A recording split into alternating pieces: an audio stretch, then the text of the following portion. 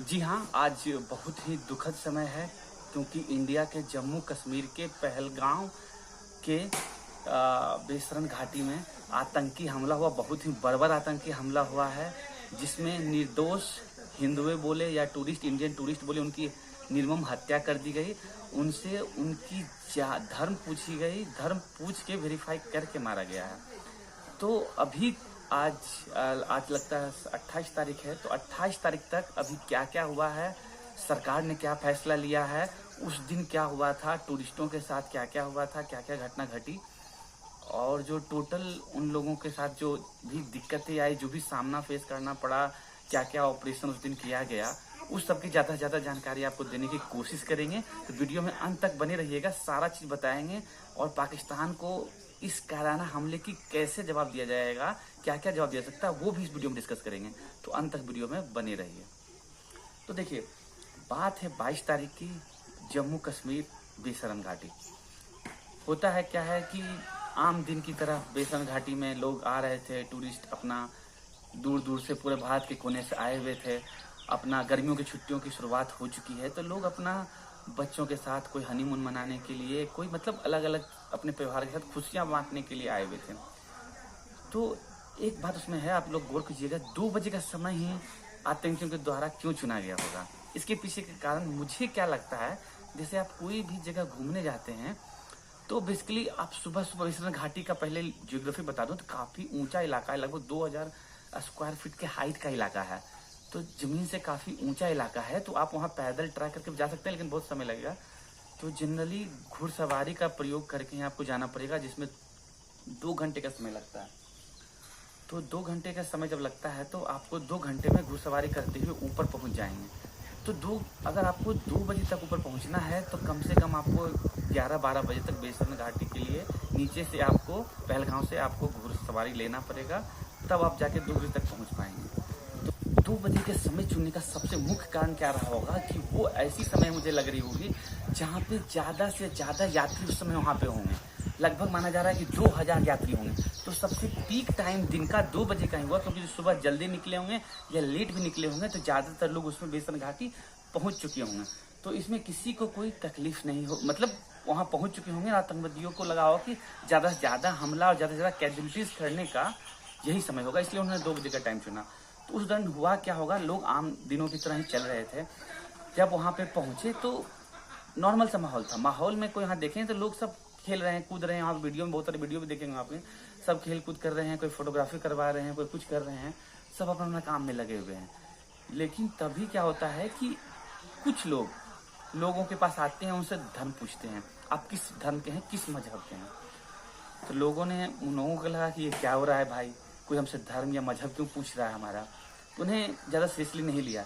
लेकिन कुछ ही वक्त देखा गया कि उन्होंने एक इंसान को धर्म पूछा, उन्होंने बताया कि हम हिंदू हैं, तो उन पे अटैक कर दिया गया, उन्हें ब्लैंक रेंज से गोली मार दी गई। तब लोगों में अफरा तफरी का माहौल फैल गया। लोगों को लगा कि नहीं भाई, ये कोई सीरियस अटैक या कुछ दिक्कत हो गया है, तो अब हमला होने लगा। उसके बाद क्या किया, लोगों के जो ग्रुप्स थे उनके ग्रुप्स के पास गए, सारे ग्रुप्स को इकट्ठा किए। उन्होंने बोल दिया कि हिंदू एक साथ बैठ जाइए, मुस्लिम एक साथ बैठ जाइए।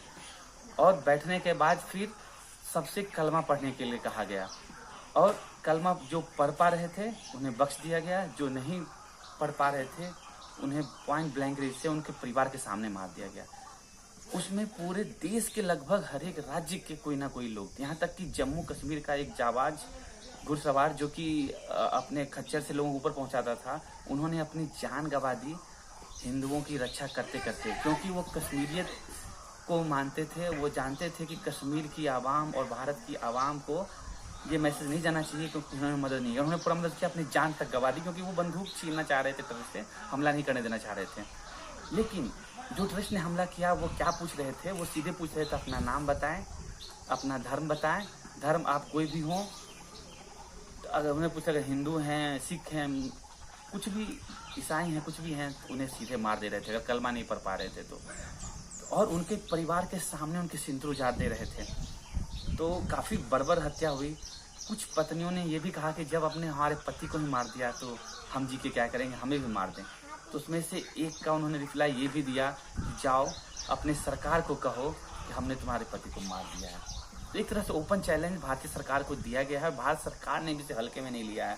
मोदी जी का बयान आ चुका है, आपने सुना हो कि मिट्टी में मिला देंगे और कल्पना से परे सजा दी जाएगी, दोनों गुनहगारों की और साजिश रचने वालों की भी। तो गुनाह का पूरा हिसाब होगा, प्रॉपर हिसाब होगा। और जहाँ तक पाकिस्तान का हाथ होने का जो बात है, पूरा पाकिस्तान का हाथ है।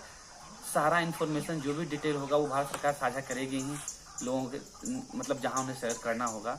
और पाकिस्तान का पूरा हाथ देख रहा है। और आज से ही नहीं, बरसों से लोग जानते हैं कि पाकिस्तान पर आतंकवादी ही घुसते हैं, भारत में अराजकता फैलाने की कोशिश करते हैं। और एक सबसे बड़ी बात है, लोग कहते हैं कि आतंकवादियों का धर्म नहीं होता। आप देख लें हाल फिलहाल में जितनी भी आतंकवादी घटनाएं हुई हैं उसमें देख लें जो भी टेररिस्ट होते हैं उनका धर्म क्या होता है। ये बोल सकता हूँ कि टेररिस्ट का धर्म तो होता है, उसी धर्म के लोग होते हैं, लेकिन सारे उस धर्म के लोग टेररिस्ट होते हैं ये भी कहना गलत होगा। लेकिन टेररिस्ट का धर्म होता है और उसी धर्म के लिए वो मारते हैं। जहाँ तक सिंधु समझौता का बात है तो भारत ने सिंधु समझौता रद्द कर दिया है।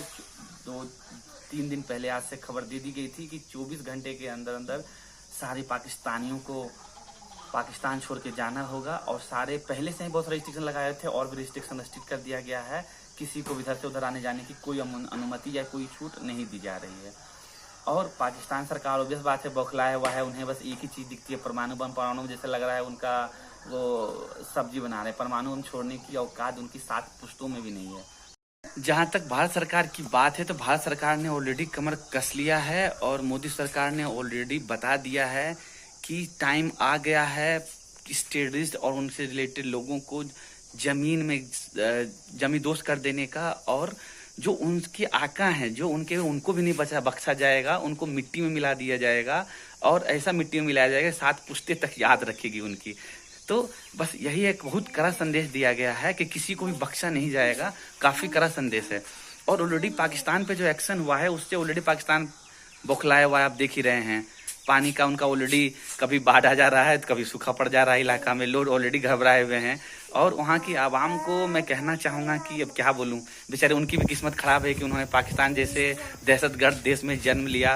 उनके उसमें क्या गुनाह है, लेकिन आपने जहाँ जन्म लिया सजा तो भुगतनी पड़ेगी। उसमें हम यही कह सकते हैं, हमारी हमदर्दी है आपके साथ, हम आपके दुखों में साथ नहीं दे पाएंगे क्योंकि बहुत जघन्य अपराध। चलिए फिर देखते हैं, कुछ ही दिनों में इलाज होने ही वाला है। तो इलाज होने के बाद फिर एक अच्छा सा वीडियो बनाया जाएगा और उनके इलाज के बारे में डिस्कशन किया जाएगा, कैसा इलाज हुआ है और प्रॉपर इलाज हुआ है, अब इसका क्या अंत होगा। धन्यवाद।